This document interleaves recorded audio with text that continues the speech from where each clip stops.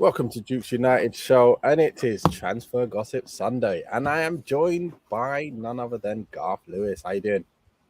Yeah, good mate. Good mate. Yourself?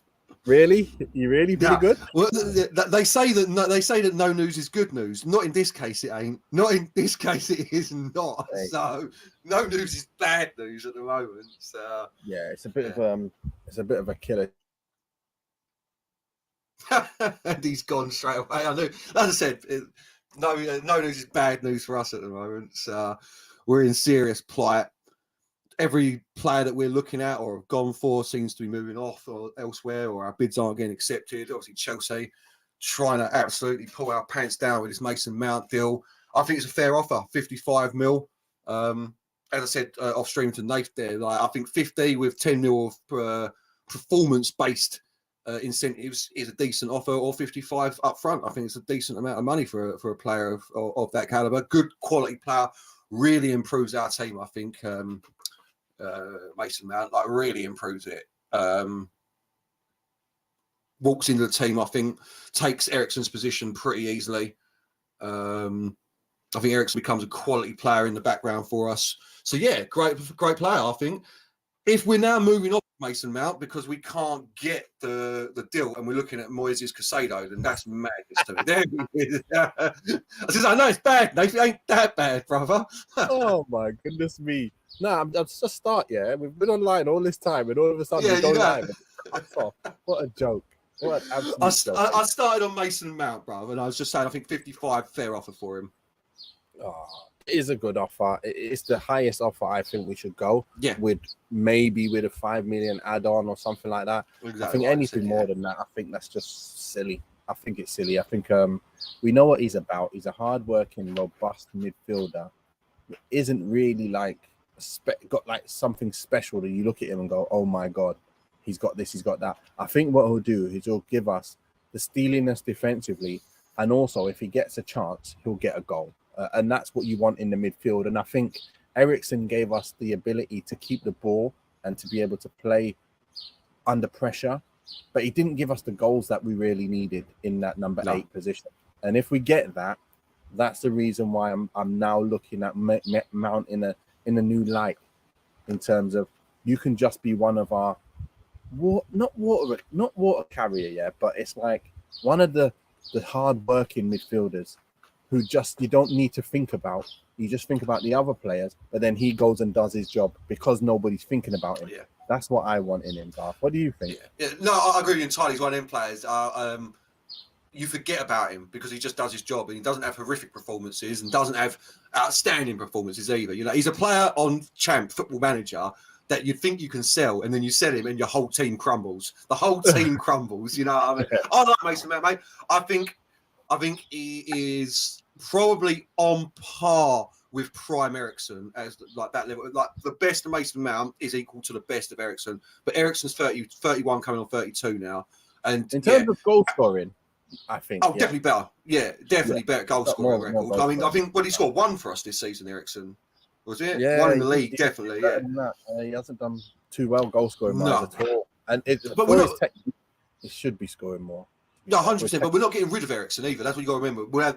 Eriksen's a great option to have in this team. Yeah. I think Mason Mount ticks a lot of boxes.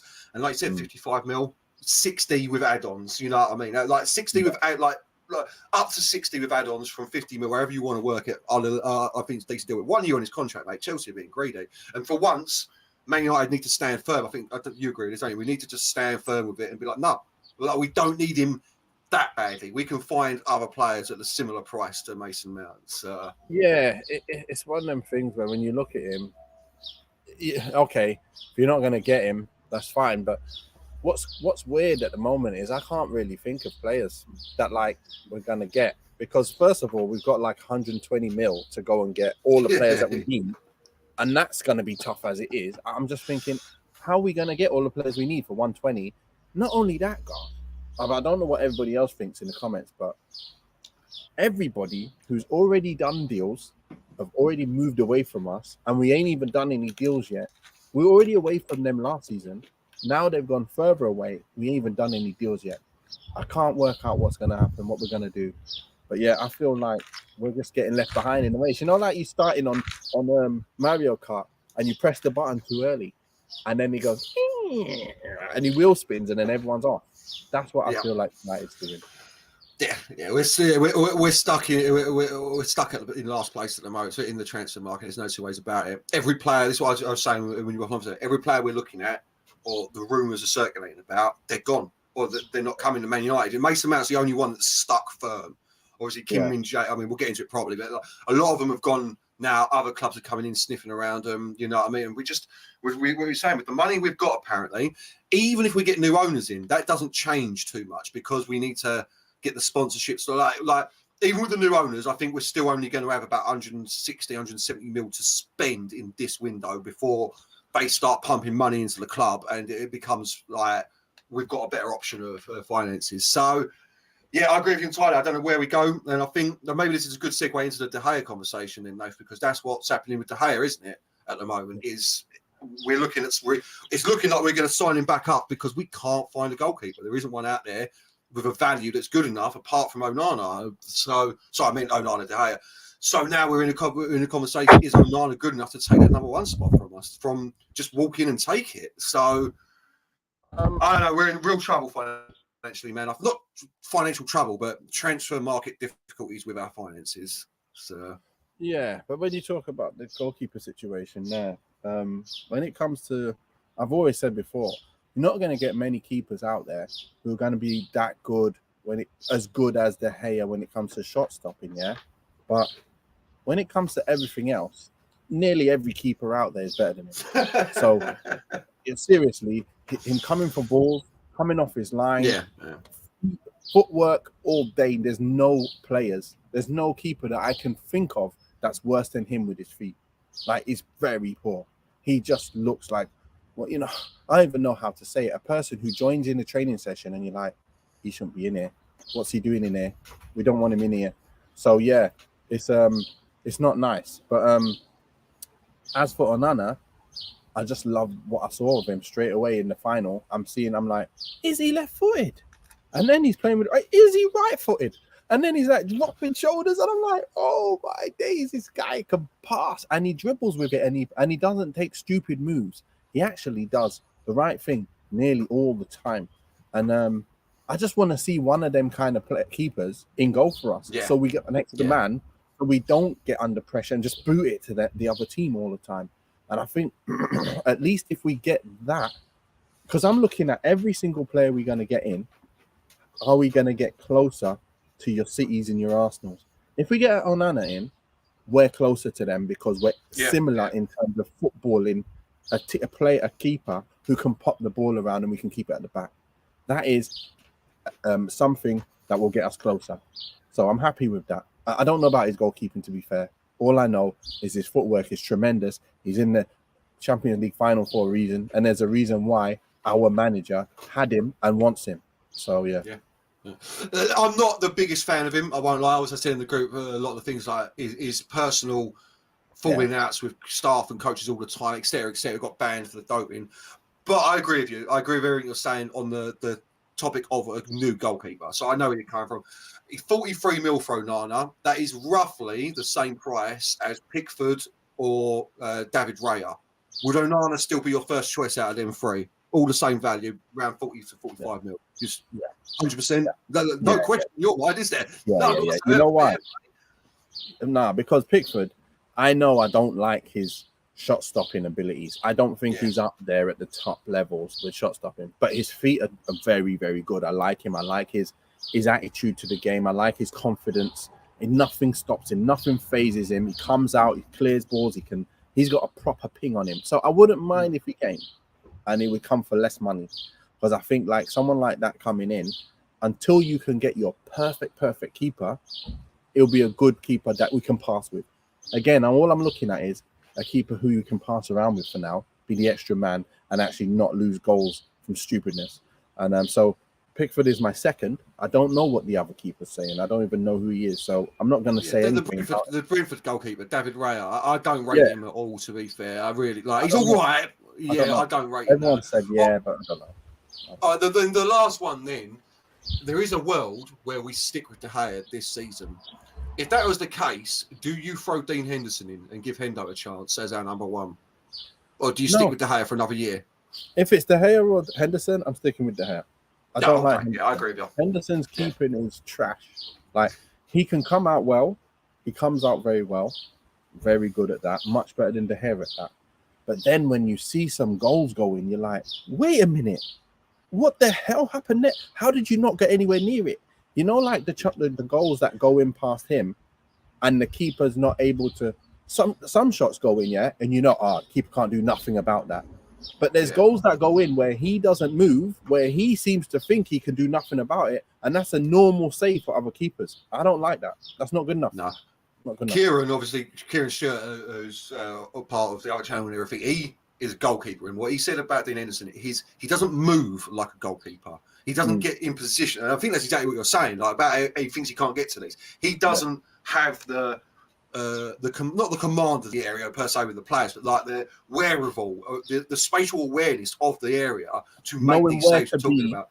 Knowing where to be. Your move, yeah. Exactly. Knowing where to be, your starting positions. Maybe that's wrong. I don't know, but I'm no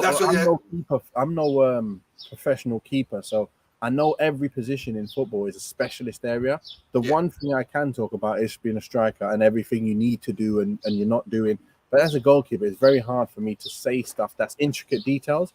But what I can see is he's not doing something right, and it's a fundamental part of the game. He's doing it wrong. He's not doing it well enough. So I agree entirely. I'd sell Dean Henderson, mate, because you can get 20 mil for him. I'd sell him and then loan in another Jack Butland or someone like that for backup for the season if we're not getting another goalkeeper, you know what I mean? But yeah, the rumour mill is swirling that Ten Hag is thinking about transfer budget and just giving De Gea another year if De Gea will agree to the 200 grand a week contract. I mean, that is 150 drop a week, but I can't see him getting more than 200 elsewhere. I don't know about you. Like, even on a free, I can't see a top team going all out for David De Gea. So I don't see why he wants to not sign that. He's got to be signing that at some point, to be fair. So I don't know. Yeah. I don't know. Yeah. And you can tell how disappointed we are. We're talking about it like, mate, I just don't want to know. I don't care if De Gea stays. We need to get some signings through the door, man. We've got so much to think about, yeah. It's unbelievable. We need to get the takeover sorted first. That's the main thing. Because at the moment, we're stuck. We're in the mud. Like, we're sitting there just, can't move, guys. Everyone else is, hey, guys, why are you moving? How come you're moving? What's going on? Yeah, why are we stuck? Yeah, we're in neutral, bruv. Yeah, we ain't doing nothing. So. It's painful, man. It's painful. But look, there's some news coming out. This is a weird one because I do like this player. I did like this player, I should say. I haven't seen a lot of greatness from him since he actually had that big injury. Player for Chelsea. He's come out and he said, I want to move and I love you, Man United. And it's not Mason Mount. It's Pulisic. It's Pulisic. Pulisic has declared his love for Man United. Why is that? The only thing I can say, Gar, is his agent must have been talking with Ten Hag, and they must have said, we need someone on the left, so we can probably play Rashford up front for the most of the time, because we can't get no keeper. We ain't getting no striker. So who can we get on the left to play there all the time and be ahead of maybe Garnacho, or kind of share that Garnacho space on the left? Yeah. Pulisic has to come out now and say something. He knows that he's in that area at a club where probably got 4 players in his position where he's never going to really play often. And he wants to go. And he knows United probably need a winger. And he can play right side. He can play left side. Yeah. You know what, bro? He was very, very... He was tremendous before he got injured. I don't know what's happened since he's got injured, but he's nowhere near the levels I saw of him. So, yeah, I'm not happy. Steve's just come out with something, but you just answer that one first, please. Pulisic. Pulisic. I like Pulisic. I think he's a decent player. I think he's a great squad option, like say left or right. I mean, it's a squad option, Dave. So I don't want to see any more than 20 mil or a loan. I'd take Pulisic on loan for a year. That'd be a good bit of business for us, I think. Yeah. You have him on loan. You play Rashford through the centre, which is what I think definitely is what's happening because we can't afford a quality striker. Yeah, and then you have Garnacho, Sancho, Anthony as your three main wingers, and Pulisic just as the next one down on the list. So we're selling Elanga as well, ain't we? Which will be a good bit of business for us. So yeah, that'd be great. Get him sold. So yeah, on loan, on the cheap, all day. I think you take him, but anything over 25 mil, you're in the realms of no, thank you, no, thank you, mate. Like, Like, he's not done enough to warrant more than that for now. So yeah, I totally agree. Totally agree. Yeah. If we can get it for 20, not a bad deal. And especially if we're. Oh, sorry, go on. Go on. I was gonna say, especially when we get into Ahmed as well, if he's going out on loan, like know what I mean. Yeah. Ten Hag, no. I was interested in Madison a few weeks ago, but went quiet very quickly. I'm happy about that because stay quiet. Look, if he's on a free, and you take him in as a person who's back up to Bruno when he's not playing, sounds okay. But again, it's like he's a little bit on the lightweight side, and we're not getting too much closer to the big boys, are we? If we get him in, no. That's the only other thing. We've got to start bringing in players who are not squad anymore, or do we, Garth? Here's a question: if everyone was fit last season, everyone. We'd have a few more points than we had this year. That gets us close enough. But at the same time, we know we're not close enough. And it's a weird one because if Martial's fit all season and he was playing, even the way he plays, he gets double the goals he's got now. Yeah, all day. And then if we do have a backup to some of these players who did get injured earlier this season, then maybe would have done a bit better. I don't know. Are we not as far off as we think we are, or what? What's the deal? Well, funny you should say that, mate. I was going to come into this conversation with that, which is we need to remember, like, for all of the downers that we're on at the moment, because we ain't getting players, we did finish third last year, and we won a cup. It's not like we're in the doldrums as a team. The squad that we've got already got third place. We've got Bailly and Telles back, both off loan as well. Squad options, but just beefing that team up a little bit. You know what I mean?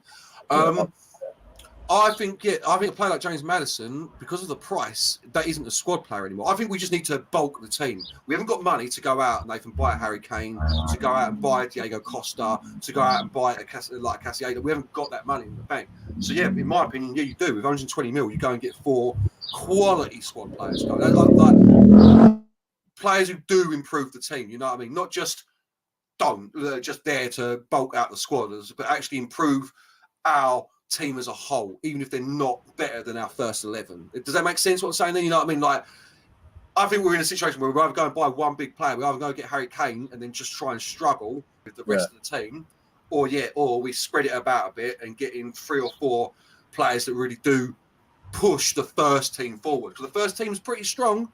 It is pretty strong, the first team, at the end of the day. And you've got to ask these questions as well. Sorry, mate, like, does Sancho finally find his form? Is this the season Garnacho becomes the world-class player we think he's going to be? You know, he takes that position on his own. Does Rashford score another 30 goals this season? Like, it must be tough for him at the moment, knowing where to spend his money. Para's in. Good to hear you, Para Miguel. He's got big up. If United are looking for a midfield, they should go for Redondo, DMC. The Argentinian. I remember him from back in the day when I was young. Is that who we're talking about here? Which Redondo are you talking about? Please let me know, because I don't even know where he is. No, that's Fernando Redondo, the Real Madrid fella. That's who I was thinking of, but no, he's obviously got a son, I'm guessing, Federico Redondo. That's like, what? I hope so. I don't know. I just don't know. I can't even think of too many players that United can go for. 20 years old, Argentinian. Plays in Argentina at the moment, so that means a bit cheap as well. Spanish passport, born in Madrid, so we ain't got to worry about too much there. Only played 1 season, though. This is his first actual season in the senior team at 20. You could bring in someone like that as a hope. But, what I mean is, in Argentina, if this is your first real season and you're already 20, coming on 21 this year, that has questions for me. That does. That opens up questions as to exactly why he's only just started at 20. You know what I mean? Yeah. So this is in England where you start at 20. Over there, if you're good, like, you're playing at 17. You're playing at 17, 18, aren't you? Yeah. Yeah. But no, I don't know enough about him. I'll have a look. I'll have a see. I'll watch some highlights, see what we can say. I'll have a look. See, yeah. Thanks for that. Thanks for that name As a drop. defensive midfielder, mate, it is Fernando's son. Yeah. Fernando Redondo was a player, mate. So if he's anything like his old man, like fair play to him. DMs. That's a position now where I don't know. Like people talking about Caicedo, like he's going to come in and take the 8, but then can take Casemiro's role later on. It's like he can't play 8. I'm sorry, he's not an 8. So I know we've moved on to Caicedo. He ain't an 8. He's a 6, just about an 8. He scored 1 goal last year. You know what I mean? Like we're talking about, like he's good, but he ain't a 100 mil player in my opinion, mate. In no way.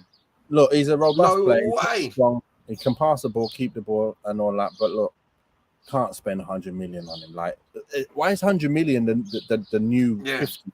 100 million can't be the new 50 mil. Like, it's not the entry level. 100 mil is the flipping top. Like, what's going on in this world today? Which shouldn't be happening. Like, Caicedo, you've done well. Okay, Arsenal wanted him. I can't remember how much they offered, and then it was rejected, and then they carried on. But look, whatever that was it 60 mil? I think if I remember 60 right. or 70, weren't it? The one in January that Arsenal put in. Yeah. 60 or 70. I'll have a good look at him, Paro, mate. I'll have a good look at him and see what he's saying. Yeah, but look, I'm happy if he comes. He's a number 8. You can play him in a number 8, right? And you can do what you're doing. You can play him central defensive if you want, I think. And he also played out. I think he played right back against us as well. So he's versatile, but he's not an 8. Player, isn't he? Yeah, he's good. He's a decent player. He does everything right, but he's not an 8 like we're talking about. You know what I mean? Like I would, if we're talking about solely an 8, Nath, I would actually get Maddison over. Yeah, I don't think so either, Para. I don't. But I'd actually get Maddison in the 8, yeah. Yeah, all day over Caicedo, all day. Yeah, I don't think Caicedo is a number 8 man. I think I think if you play him with Casemiro, you're playing a double pivot at the back. You're playing 2 defenders. Like, I think Maddison's more 10, no? Oh, 100%, yeah. But what I'm saying is, like, if I've got a choice between playing the 6 in the 8 or a 10 in the 8 with what we need at the moment, I'd play a 10 in the 8 over a 6 in the 8, personally. And listen, I think Maddison is very overrated. I think this is another one of them English players that we big up over here. And in reality, he's a solid top 6 player. And that's it. You know what I mean? He ain't even though he's got like top numbers in goals and assists, you think you think he's kind of lacking in other areas? Yeah, I mean, you're about to surprise me here. Then are his stats that sick? Are they for Leicester? No, I think he's got really good goals and assists. He's always had that, hasn't he? I think that's something that I've always thought. Yeah, top notch. He's doing really well, especially for a team that's gone down this year as well. I think he's done really well. Again, I think he's one of the best when it comes to creating chances and scoring goals, even free kicks as well. I think he's done pretty well, hasn't he? 10 goals last season. That's not bad. It ain't bad. 9 assists. Relegated side. That ain't bad. Yeah, no, that ain't bad. Yeah, you know what Bruno got? 11 and 9 or something. So it's similar. 19 goal contributions in the Premier League. It ain't bad. And this is what I mean. Yeah, I think he's overrated. I still do, but good numbers. But yeah, I'd play him in the 8 over a Caicedo in the 8, just because we need more. With one striker up top and our wingers not being, we need more attacking emphasis going forward. We need someone to help Bruno more than we need someone to help Casemiro. You know what I'd do if we did get Maddison? I'd just swap Bruno around. I think Bruno in that 8 is a lot better. I think it would be better. And then that's a great shout. Then you get Mount up a bit higher up. I think that would be good. Nathal, that's a great thing. Yes, Nat. Good to see you, mate. I'll cry if we sell Mount. He hates Mount. He basically said to me, "Why the hell are you saying Mount's good?" And I'm like, "Listen, I said, what did I say to you, Mount? How angry was I when I thought we got him in the number 10? Yeah. If I thought, what the hell are we doing trying to go for him? I don't like anything he does in number 10 for England, for Chelsea. I've never seen him play a great game. But when you look at his stats, because I've never seen him play a game, because I don't watch Chelsea, that's why. That's number 1. Number 2 is, okay, I'm not watching him, but then you look at the amount of goals and assists he's got, and you're like, wait a minute, how did you get all that goals and that assist if you're not playing well at some point while I'm not watching you? So I'm thinking, right, you're not taking over Bruno, no chance. So I'm not putting you in number 10. But if you're going to play number 8, and the reason why he plays for England is because of his defensive capabilities over Grealish at them times in the cup, in the international, then you think, okay, then he can play in the 8 and do his defensive work job for us and still get assists and goals when he's not even required to. Great addition. Worst player in the Prem and not even good. Oh, that's harsh, mate. That's harsh because he's coming into the same team that's got Harry Maguire in it, mate. That's harsh. Yeah, you can't be the worst player in the team when Maguire's in your side. It's not possible. Listen, all jokes aside, that I think, like I said to you, mate, I think that Mount at the right price is a quality signing for this team. I think he comes in, he covers 2 areas. Like he's another midfielder that I think is a top talent. Yeah, he's not. I think he's better than Maddison. No two ways about that. I think he's better than Maddison. Don't say that. That's limited. Come on, That's absolute limit. He's how? Have you seen his goals and assists? I don't get how you can say that now. How can you say that? Yeah. Honestly, he's all right. He for the right price, he improves our team. He really does. I agree. He isn't what's the word I'm looking for? He isn't a signing that's going to get the fans up and be like, yes, you know what I mean? What? He isn't. There's no two ways about it. But I think you said the word earlier. He's a workhorse. He's robust. Yeah. He's a quality English Premier League midfielder, and for the right price, he does a job in our team. You know what I mean? And I think the other way you got to look at it is he does a job for 2 or 3 years, and while we build our team, and we don't have to worry about that position for a couple of years. Exactly. And then once we're back, we're playing every week. It would fit enough to be available every week. You don't get injured so often either. So I'd generally rather play Tom. Are you mad? Nah, they're different midfielders. He's so limited. McTominay in his play is limited as a midfielder. He hasn't got the range of passing, the range of eyesight where he can see what's going on. I don't know. He's good at what he does: break up play and pass it 5 yards, and that's really it. You know, but you McTominay, I would unless someone came in with the 35-40 mil bid that I'm hearing, which in that case, go. You know what I mean? We need 40 mil, you think? Yeah, that's what 35 mil I heard Newcastle were looking. Yeah, that's about right. Yeah, 35 to 40. Yeah, mate, I'll take that. But apart from that, I'd keep McTominay for another season. He's another one in players that listen, he don't bring much to the team. I would too. It's very hard to find that sort of player for cheap to bring into the team. You keep him, or you let him go for 35-40. And then you're going to get someone else. If you're getting someone else in, that's it. Yeah. But as a backup 6, you know what I mean? Yeah, backup 6, backup centre back, and at a push, on backup 8. But a real push at backup 8, you know what I mean? Yeah. He's got a good shot. He had a good shot. Yeah. Now, honestly, mate, Mason Mount does improve our team. I understand where you're coming from. He ain't a marquee signing by any stretch of the imagination, and it's a lot of our transfer budget this window. But I think if that's all that's out there, that's what we got. I ain't talking about him anymore. Let's talk about the man that I've loved. He's on loan this season. He's done really, really well, and I really want him to come back and play. I want him to come back and push Anthony for his position. I think he's better than Anthony. I think he can produce more than what Sancho can. I don't think defensively he can. But I think that season out on loan in the Championship, he must have done some work going backwards, and he must have improved in terms of strength. And 1 year in that league is much harder than playing in the Premier League, by the way. In terms of physically demanding, demanding side. So for him to have a season like that, player of the season, I think for them, scoring amazing goals, creating chances. He can come in United, and I'm telling you, he can take over that spot over them boys at the moment. Because Anthony, he needs to produce more in terms of the fact he scored a few goals. Okay, that's fine. He's looked okay at times, but it's been in and out too much. I want to see someone who's able to make the right decisions more often than not. And Ahmad, when he's on the ball, I'm telling you now, every time I've seen him on the ball, he makes the right decisions 90% of the time, 95% of the time. And he's got a left foot that can whip the ball in, can score a free kick, and can find a man in the box. That's one thing I'm saying. If we get Harry Kane, he will be so peed off.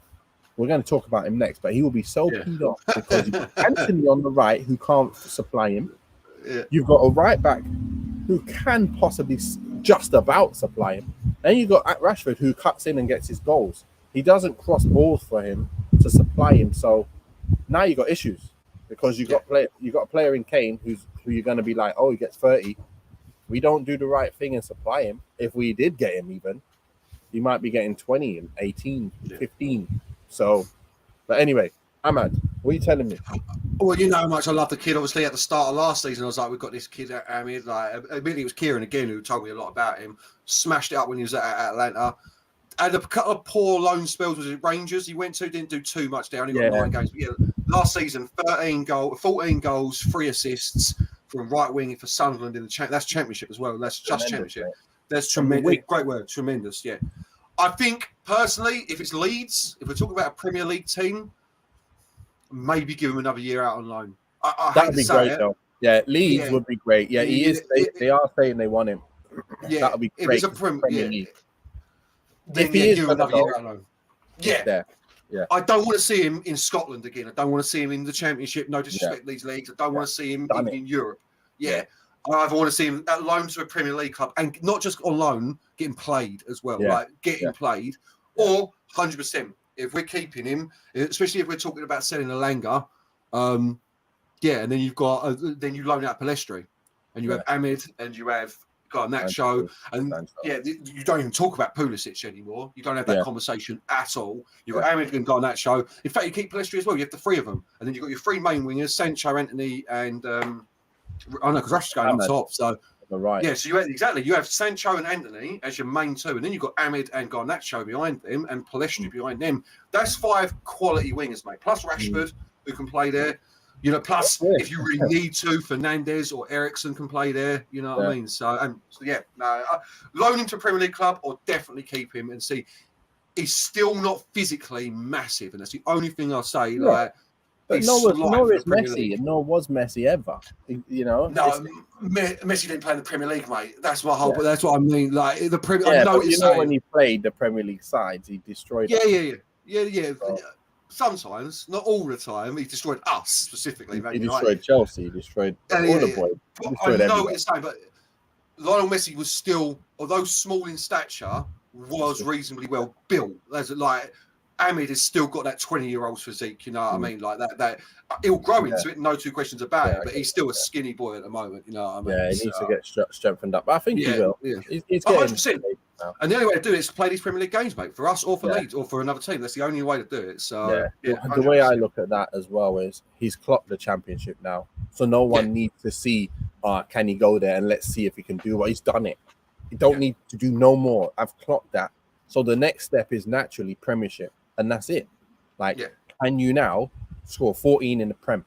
Can you go and do it? Yes, you can. Yes, you can. With your ability, you can do it. He is press resistant. When I see a player, I know straight away what I can see about him, and I'll stamp my authority on, not my authority, I'll stamp my approval straight away and go 100%. I'll live and die by what I'm going to say. And that is when I first saw him, I say this guy is press resistant. He loves people to try and press him. He waits to the last second to pop the ball and move. He knows how to take advantage of people coming out of their position, and he sees it and he can play it. That's what I love about him. His techers is very good as well, and he's not the fastest, but he's very agile and quick on the ball, and that's all you need to be a top striker and a top winger. So he's tremendous, man. He's predominantly left-footed, but he's both-footed. He's ambidextrous. He can use both feet. He uses right now. Not ridiculously fast, but not slow either, mate. You know what I mean? He ain't no slouch. But great option for our team. And the more I think about it, actually, I'm saying I would send him on loan. With what we've got, if we're selling Alanga and Rashford moves into the centre, we definitely need to keep him. We have to keep him, in fact. Let me put it out there right now then. If he's in the squad, Sancho's having the same kind of season as he has like this season, and Anthony plays the same way he plays this, Ahmad overtakes them both. Oh, yeah. Ahmad comes on, scores goals, and then he starts. Ahead of both of them, they'll be sitting down on the bench. I'm guaranteeing that if he stays here and he gets that chance. That's the dream, isn't it? Is that by the end of the season that Garnacho and Ahmed are both, that's what I mean, they've become the quality players that we think they can be. And then we're in dreamland if that happens. Because that's more end product than the others, than Sancho and Anthony. And that's weird. Yeah. Rashford to the gas. I don't know about that. We have to. Can I just quickly shout out Rashford, man? I get annoyed in this part of the season that every time I open up Twitter, it's like, look at Marcus Rashford. He's on holiday. He don't care about his club. He don't care about Man United. It's like, lads, mate, it's post-season he's allowed to be on holiday. Last season, when he was posting pictures of him doing training, it was all, it's just publicity. He ain't, it's publicity for him. Score some goals instead of showing me your delts, mate. It's like, bro, like, calm down. Like, so I just want to shout out, leave our Man United, leave our fans alone like this. They're allowed a break. Yeah. They are allowed to go on a holiday and they are allowed to enjoy themselves. Yeah. And they're multi-millionaires. So the way they're going to enjoy themselves is going to be on luxury yachts or hanging out with NBA superstars in America. That's what's going to happen to people. So really gets my goat. I don't know why, but I just want to get that out there. The only thing I will mention is something that I watched. I think I watched it on ESPN or something like that. They were saying about him kind of complaining about the amount of games that you have to play in the season. And I do agree with the guys what they were saying. It's if you're going to be a top player and you're going to win the majority of games, you're going to be playing in the majority of the cups and the league and everything. So it comes with the territory of being that good. If you're not good enough, you'll just be in one league. You'll just be a Premiership player who just plays Premiership games. But if you're in the higher level, you're playing Premiership in Europe. And if you're in the higher level, you're beating everyone in the cups and you're beating everyone in the Europa and all them other cups, you know, the Carabao and the FA Cup. And you're playing game after game. So deal with it. Nobody got mad. Cristiano didn't get mad when he played all them games and scored 70, 80 goals. And Messi, they just play every game and bag goals. There's nothing you can do about it. What can you do? Well, I know where you're coming from. I didn't hear this, to be fair, but I would look at it a different way. Listen, Messi and Ronaldo, they're different specimens. But you look at Man City, they don't run their players into the ground. We had nothing other than Rashford this season. I'm hoping that's more what he means, which is, listen, Haaland gets a break. Haaland gets games off. You know what I mean? Mahrez, De Bruyne, these boys get games off, man. Rashford didn't get a game off last season unless he was injured. I know where you're coming from because I've never bought into this. They're tired. Mate, when I was 25 to 30, like, I may not have been very good, but I could have played football 7 days a week. 90-minute matches, 7 days a week for a good few months before I started breaking down. You know what I mean? You do break down eventually, but I could easily put it this way. I could easily do 2 90-minute matches a week. Easily, you know what I'm saying? So don't be giving me it's too much, man. You know what I mean? But I'm hoping it's more we need reinforcements than I don't want to play 60 games a season because that is a poor mentality. That is. Yeah, exactly. But we're on to the big one anyway, because it's another big one anyway. Harry Kane, Man United, it says in the news, we're looking around, seeing what we're scratching around for any kind of news, anything for a striker. And we're seeing our Man United are hoping Harry Kane puts in a transfer request so then United can make the deal get done. We're hopeful, aren't we? We're very hopeful. I went from feeling like an 8 out of 10 to now I feel like it's a 3 out of 10. I don't even feel like we're going to get him no matter what. I don't see it happening because they're going to want too much money. We ain't got the money. And even if he puts in a request, the only way we get Harry Kane is if we get the takeover. And then even if we get the takeover, are we going to go for Harry Kane or are we going to just go get Mbappe from our system? Mbappe. Then I'm buzzing. Listen, it's a dead deal, I think. The fees surrounding it, because it ain't just the transfer fee, it's the wages, the agent's fee, everything, apparently. Like, it's going to be too much. I really, truly believe, I mean, I was harsh on Harry Kane last year when we were talking about him. I was like, he ain't world class. I've always said all this. I don't want him. But I truly believe now, watching him properly this season, like really watching how Man United play and how he plays, if we had his 30 goals that he scored for Spurs this year, we're second place. All like no two ways about it. We ain't beating Man City, but we might have won the FA Cup, and we definitely have beaten Arsenal in the league 100% with his goals. Yeah. So if we can get a deal for around 80 mil, I would spend the whole amount of our transfer budget on him. As much as I said, we need 4 or 5 backup players. If we can get Harry Kane, I would spend everything we've got to get him in, because I think with Harry Kane, our team, even if we sign no one else, mate, which I don't want to hit C, but no one else, and we just got Harry Kane, our team's improved a lot already. Yeah, so massively. Totally agree. We've got one here, Facebook user. Let us know who you are. You remember? So you have to remember, these are intense training sessions a few days a week and intense matches. It's no different from any other job where everyone gets tired. Let me just adjust that a little bit for you. A little bit. You're getting it right, most of it. But when you have 2 games a week, there are no intense training sessions. You can't have training sessions that intense. So you play a Tuesday, you're coming in Wednesday warm down, and you're training Thursday, and that's not a heavy session. Your heavy sessions are Tuesdays, usually, if you have no game, and then you have a day off Wednesday most of the time. If you have a game, a lot of the time you do have a little warm down in the pool, doing whatever, have a little jog and a stretch, and then you go home. So that's really another day off. Then you come in and then Friday you're preparing for the Saturday game. So either Friday is usually the shortest session of the week, where you're doing set plays, you're doing pattern of play against the team, pretending to the other team, the subs and that, they're pretending to be the opposition of what they're going to be good at. And that's like just stopping and starting all the time. Then you have a small five-a-side or something like that, and then you're into the game. So seriously, when it comes to that, they obviously take into account the games being played and the time you need rest for. And that's why they say, if you have 2 games a week, there's no training really where you can work on new things, because there's just no time. You just have to recover, have a little jog, and then it's just back to the drawing board on the wall meetings to say, who we got next? What's next? So yeah, that's they do get tired still, of course. But for me, I love 2 games a week, unless I picked up a mad injury where you have to kind of get a bruise out of your foot before the next game, and that's where it hurts, and you got to put pads on with holes in and all that nonsense. But yeah, it was that's the tough part of it. Yeah. No, I understand where he's coming from as well, because I'm not saying that they can't, that they shouldn't be tired, but exactly what you said, mate. Aaron, I can't add anything to that really, apart from this is their profession.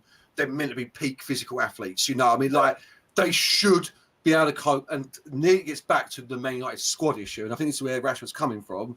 Is Rashford can't get injured, because then we've got no one else behind him. Varane can't, even though he did. But what I mean? It puts that team in serious trouble if he gets injured. And I think that's more what I'm talking about. Like, they shouldn't be worrying about their fit. They should be fit enough to do 2 games a week, whatever. And they shouldn't have to worry about picking up small, little muscle injuries that compound week after week, that all of a sudden you've got a torn tricep, you know what I mean? Because you haven't looked after that injury, because you've got no one else behind you. So it's a Man United problem. Without a shadow of doubt, our squad isn't paper thin. So that's where I'd stop with that. Tired. Here's the thing, once you play the match, I tell you now, you play a match on the Saturday, you're tired on the Saturday after the game, yeah? You're tired on the Sunday. You've had your warm down, you have a rest. Monday, once you've had your warm up, you go again. You can go again. Like, that's 2 days later. You can go again. You're not going to be tired. You won't be tired. You might have an injury, pick up some kind of bruise, like I said, but you're not going to be still tired after 2 days after a game. You can't be. Your muscles have recovered by then. You've slept 2 nights. Like, it just doesn't happen. You're just not knackered and go, oh, I can't play anymore. Because if you weren't playing, you'd be training hard. Like, you'd be training hard as if there was a game. You know what I mean? So that session is proper high intensity for you to be able to keep your fitness levels. So you're either playing a match or you're doing running that's kind of simulating a match. So I don't know, But anyway, do you remember the days when it only took 2 days to get over a bit of physical activity, mate? Because these days, mate, not anymore. I pulled my thigh last week, mate. It was a whole week, bruv. It was a whole week of me being able to move. I'm injured every week, and I'm doing 1-to-1 sessions with strikers and stuff. Every time I do any kind of shot with them, oh mate, I can't train, I can't help you anymore. I can't even play the ball in anymore. You just do it yourself. I'm finished. I'll take notes, mate. I'll sit here and take notes, But yeah, let's move on to the next one. We just got the news again. It's a tough. I don't even know what to say. I haven't really got much to say about it. But Greenwood was back in training. He's got 1-to-1 coaching. He's been coached. He's been trained, and it looks like the latest news I've seen is he may be still going out on loan. But I just wonder, is he actually, if we don't get anyone in, is it more likely that the club are going to angle towards keeping him in the squad because we got no options? And you're thinking, you know what, let's just keep him. What's the point loaning him for a year when we can and he's going to come back in a year? Might as well just keep him now. Or should we get rid of him and sell him and make some money? That is one place where you can make big money and then go get someone big. So you've got the options there. If someone is willing to go, you know what, here's 100 mil, no problem. But I don't know who's coming in. But you can't offer less than that. I ain't taking less than that. No, you can though, because of what's surrounding him. That's a 50 so how much would you let him go for? He's a 50 mil player now, mate, Mason Greenwood, because of what's surrounding him. It ain't right. That ain't what his worth is, but that's what he's going for now, mate. Listen, it's a very tough place to be as a Man United fan. We all think we know what we saw and what we heard. You know what I mean? And this is what I was getting 100%. This is what I was getting into. That could be. Yeah. Is he got the mental Capacity. fortitude to withstand that week in, week out? Have we, as fans, like, do we really, because he's a quality player, I'm not saying he isn't, but do we really want that as being part of our club at the moment as well with everything else going on? Do we need that in the background every time we play a match, every time we're talking about, every time he scores a goal? I think the ideal scenario is you send him out on loan for a year, he bangs up somewhere for a year, and then we sell him next season for 80 to 100 mil because he's proven that he is. I don't think we see Greenwood back in the Man United shirt. I really don't. There's all these rumours flying about. Apparently, he sold his house the other day. You know what I mean? So I don't know what that means to anything. You know what I'm saying? But yeah, from the sources I've heard is that he's going on loan, probably Italy, from what I've heard. Yeah. But I'm still a little bit thinking. I wonder if something does happen. I wonder if you get the scenario where he comes back. The first few months is a bit of booing and stupidness. He scores some goals. He's been good. They see him with his missus and everything, his baby and all that, and they think, you know what, let's leave him alone now. Or do they just like shout abuse at him and his missus for the rest of his life? Like, what happens here? I don't get. Like, is that it for the rest of his life now? Like, let's say he's got to go a different country. But is that it now for him then? Is his whole life over with, like, no matter what happens? No, in England, I think it is, mate. For Yeah, that. If that's what I'm saying, like, no matter what. The dog's abuse, I think wherever he goes, I said this live on the show and I'll say it again. Legally, we're talking about morals here because legally the man's innocent. There's nothing that anyone can say has been proven that he did. We all saw the same pictures, we heard the same audio. I agree with you entirely. But legally, and technically, he's an innocent man. So Man United can't just get rid of him or anything like that. He's a fantastic footballer who Man United will not be able to replace. Yeah. You know, so I can understand why Ten Hag and the Man United hierarchy might be thinking, do you know what? Let's just deal with it. Let's just, you know what I mean? Let's just take it. Thomas Partey's played all season for Arsenal. You know what I mean? Ronaldo's always had those charges over his head. You like Anthony's just had it recently. Anthony's just had it. Yeah. Is he going to get good enough? Out? Yeah, if you're good enough to just silence everyone with your performances, then that's his only option. I've just realised that. If he can do that here, then fair enough. But I just don't see Man United. I don't know. It's hard, isn't it? It's so hard to see what's going to happen. I don't want to sell him on the cheap just to get rid of him. Yeah. This is what I'm saying about sending him on loan, watch him bag 2025 for Juventus next season, and someone can buy him for 70 to 100 mil. That's probably the perfect scenario. The annoying thing for me, Garth, is if he goes somewhere and has a great career, it's like we've just given up his career for nothing. Like, why can we do that? Or how are we going to do that and go, you know what, someone else is going to reap the benefits instead then? It just doesn't.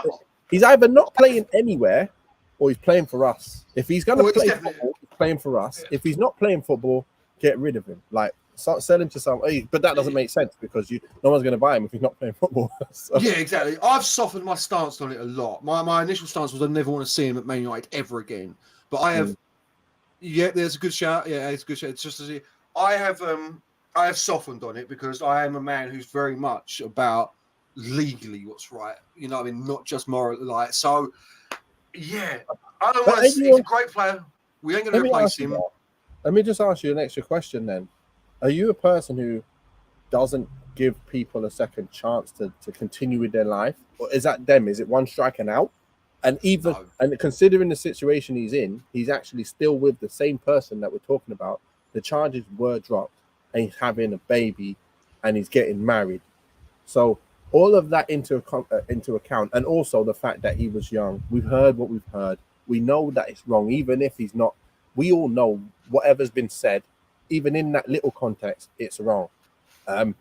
So then, overall now, do you say we're human beings? He's made a mistake. He's kind of got away with it, luckily, because it's not been charged. Now, where are you? Like, in your mind, if you see him on the street, you're going to run over and scream at him and call him this and call him that? Or are you going to leave him and his missus alone? Or are you going to ask for his autograph? What is the situation with... imagine he came out and had an interview and said, I'm sorry. I know I didn't get done for any of this, but look, what came out, what sounded so bad, and I'm so, I should never have spoken like that. And I'm kind of, I don't know. I'm fortunate to not be in trouble, as much trouble. What do you say? Like, what does he even say to get himself in a position where people can forgive him or not forgive? Like, people say never forgiving him, or I can forgive him if he says this. You can't come out and say sorry and all that. That's done now. You know what I mean? You got to move on. Listen, man, I am very much a man. They're going to ask him the question in the interview. Of course, yeah. But that's when Man United need to get sensible and make sure he isn't really, you know what I mean, for a couple of years. What's he say? Someone's going to ask him. Yeah, I don't know I don't know. Listen, I'm a man that's all about second chances, Nate. If this geezer was a plumber, I've had this conversation all the time. You wouldn't be telling me that he couldn't go back to plumbing. You wouldn't be saying that to me because he's a millionaire who earns a lot of money kicking a ball about. That moral stuff seems to go away all of a sudden. I have this with everyone. His job is a footballer, so he should be allowed to continue with his job.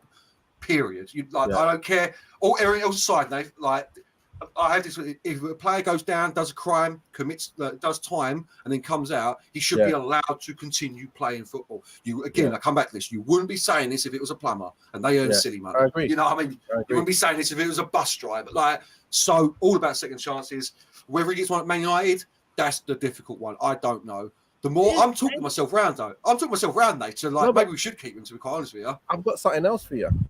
Remember Lee Hughes? He got drunk. Yeah, he got drunk. Yeah. He drove a car, killed someone in the car, got done for it, came back, played his football. Obviously got done for it and remorseful, all of that. I'm sure that's what happened. If I remember rightly, that happened, and he continued his football career. And that's someone dead. Yeah. That's a really bad mistake, really bad decisions, which led to someone dead. He's come back and played football. And we're talking about an audio, which has happened the way it is. But I'm sure if you look at the two of them, which one would you rather happen to you? An audio like that or your family member dead? I don't know. It's a hard one. Let me hear this one. Sheffield United striker had a very hard season back and knuckled down and won people up. Ched Evans that was the rape. That was Ched Evans against someone who is not even his missus. That was rape. This is what I'm saying. Yeah, I think if you're willing to forgive, which I am, I know that is hard for a lot of people because the crime feels so heinous. I understand that, but if you're willing to forgive, then there should be no question. This is what I'm realizing.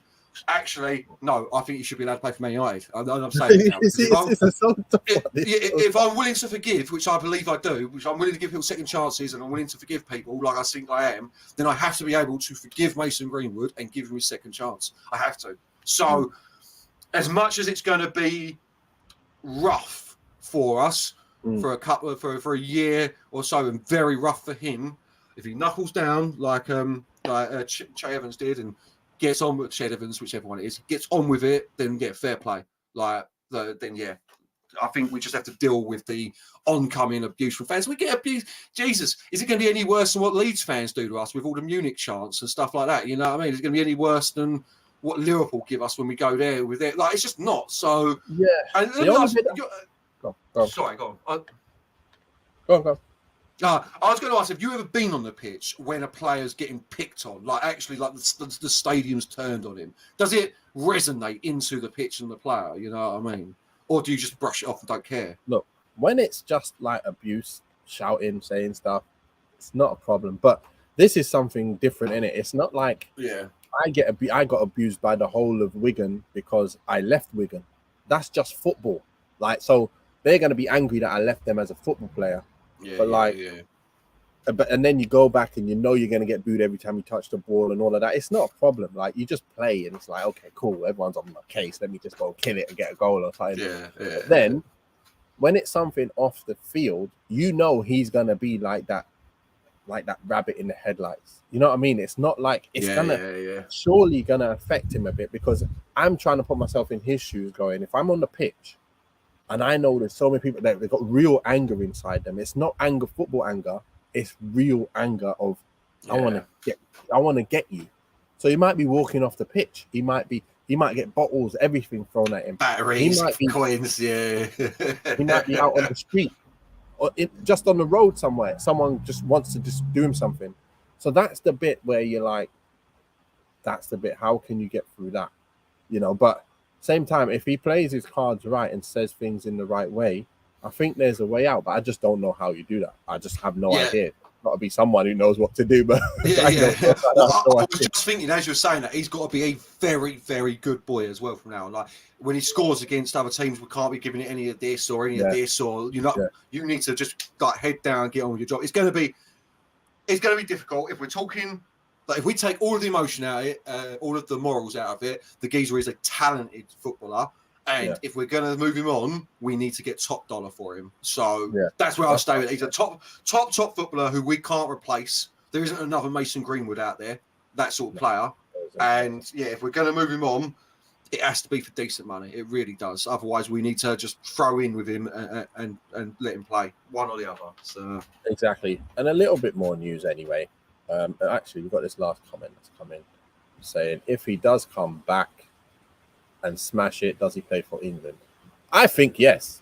I think that's all behind him from then. If he carries on and carries on and carries on, everyone needs to shut up because there's so many people in so many different industries. I don't know. Wazcon says Mason. Unless you mean Perry Mason, mate.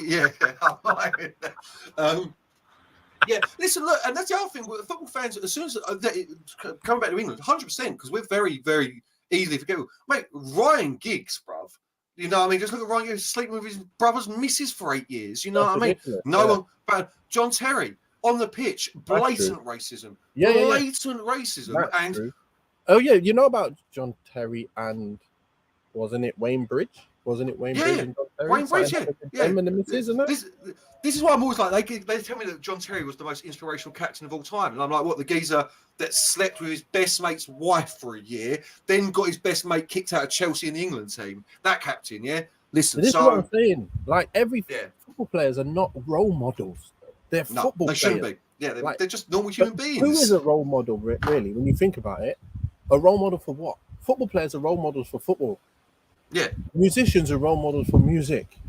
Like, you're known for what you are. If you're a good financial advisor, you're role model for financial advice. That's it. You're not known for what you do on the street or your tennis.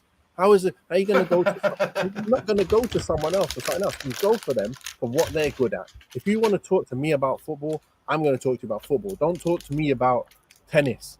Don't talk to me about squash. I don't know. So don't even look at me as a role model for anything else other than football or what I was good at, or what I was able to excel in. Yeah, but 100% upgrade. 100% upgrade. And we were all, as men, very happy for Wayne Bridge when that happened as well. You know what I mean? So very happy for him. 250, what's this? 250 per game while OT is leaking with. What's that?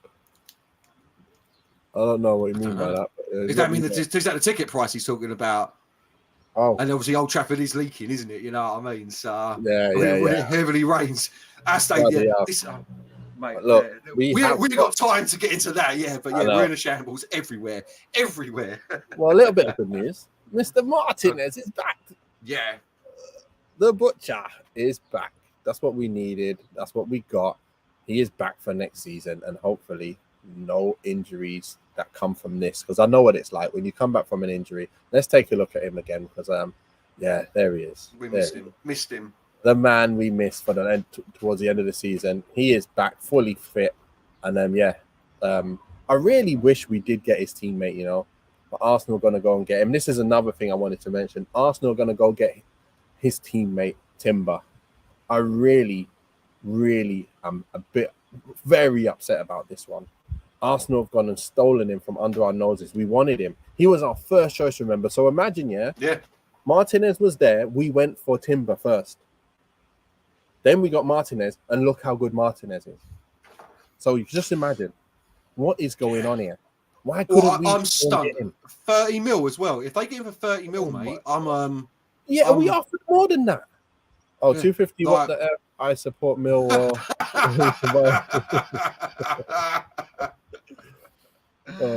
like that. Fair play.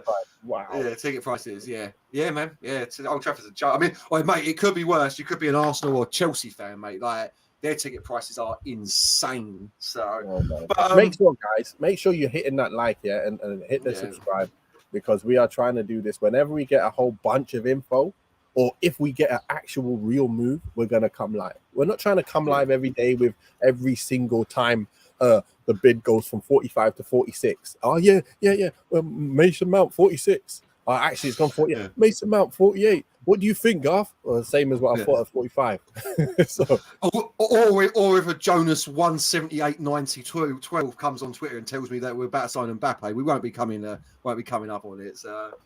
What you do, Facebook user, is join us on the go to YouTube and type in Dukes United Show and subscribe on YouTube, and then hit the subscribe and hit the notifications, and you'll get notified and you'll get in. But when you come on through Facebook, I think you have to change something in there, and it's very difficult. Settings, it's in your privacy settings, mate. Yeah.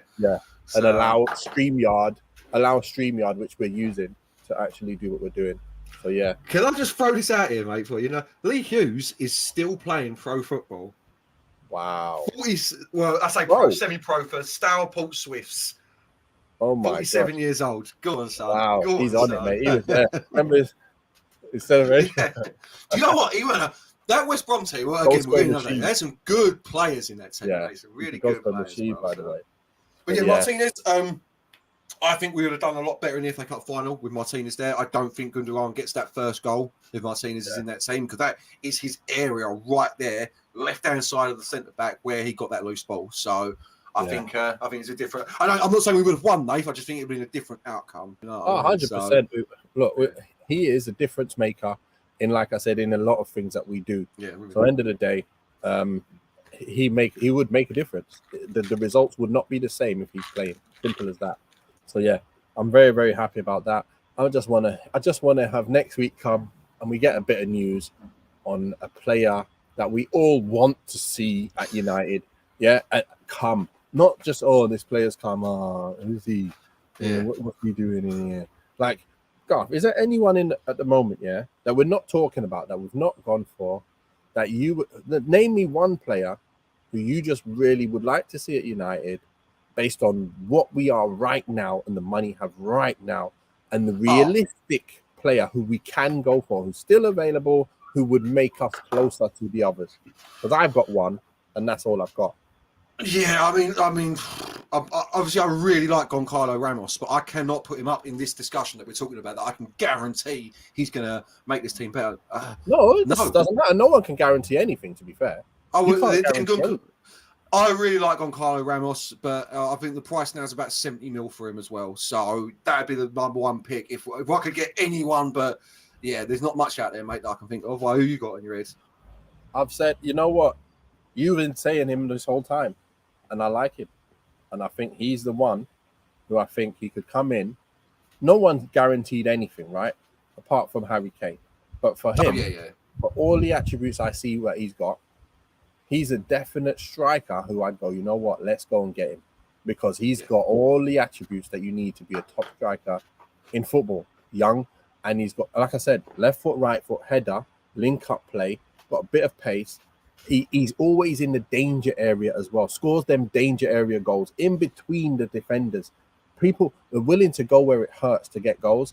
He's your man. You know when the ball flashes across the box and you're like, where the hell's Martial? Where's Rashford? Because they're not instinctive. He's got that. And he can score goals. If you look at the types of goals he scores, they can be scored against anyone. He's a fox in a box, and he's a very, very good player. I would go out and get him. I'd try to get him for less than 70 million though. But yeah, he's the one guy that I think who's left, who will make us a better player, a better team next season, for more than likely. And I think he's one of them. And same here. Yeah. If he wasn't already gone, I'd say Gravadio. Obviously, I think that kid's like the best. But Kane. Yeah, Kane's number one, mate. There's no two ways about it. And then after that, your striker options start really falling downhill. You know what I mean? Like I said, this Ramos kid, like he's quality, but I don't know if he's coming in. Osimhen, I don't like Osimhen, mate. I'm not the biggest. I'm not sold on him. I'm not sold on him. I did. I thought, you know, when I watched him, I saw it. I thought, yeah, maybe, but it's a maybe in my mind. Like, he's a good player. He can score goals, but I just feel like he doesn't have that technical level, the higher technical level that you need. And I think he's like a bit lax with his touch and all that. Yeah. No, 100% lax with his touch. And if you're spending that money on a striker, we might as well just go get Harry Kane. Like, that's what it comes back to for me. The moment we're talking about Osimhen, who's going to cost 100 mil. He's a good player and a good striker, but I would just go and get Harry Kane over him all day. You know what I mean? 100%. You know what? My battery's actually about to die. It's been we've been on it for so long yet. But this is good, man. I love it. I love it. I hope you guys enjoyed it in the comments, because this is what we want to do. We want to bring a lot of content, a lot of stuff to talk about, and then get it all in. I don't like doing little bits and pieces, to be fair, especially if it's not, like I said, it's not official news done. No. Not after. So yeah. Hopefully, in the next week or so, Erik ten Hag would have pulled his finger out and shouted at the Glazers and said, "Listen, give me money now, or just get out of here and let someone else give me money." So give me money, basically. Yeah, it's the geezer out high. I need money. That's it, mate. Thanks, guys. Thanks, Waz. Thanks, everyone. Just make sure you like and subscribe. Like I said, it always helps to get us more subscribers up. And tell your friends about us. We are, whoever's a Man United supporter, tell them about us. We're going to keep going. We're going to keep going. Every show, when it comes to the season, you know what we do. We do the pre-match. We do the post-match reaction with the team sheet. What do we call it? The ratings. And then we do a weekly show as well. So, yeah. Loving it. Garth? Apart from if we get pummeled by Liverpool 7-0, because in that case you might notice that both of us just aren't about. Like, we had things to do that night. Sometimes we might have missed it. We might have missed it. We ain't seen it. A bit of amnesia. That's what happens sometimes. Can't do security thing on Facebook. See you soon, guys. Yeah, just join us on YouTube, man. Join us on YouTube. Thanks a lot anyway. There you go. He's Twitch. I can't have a little look at your Twitch as well, mate. See what you're saying. Best be good. Have you got Twitch? Best be good. That's what TTTV is. Twitch TV, mate. That's what that is. Okay. I only know that because these kids kill me all the time on Fortnite or Call of Duty, brother. It's always in their name. Right then. I'm on 2% battery. Peace out, people. See you in the next one.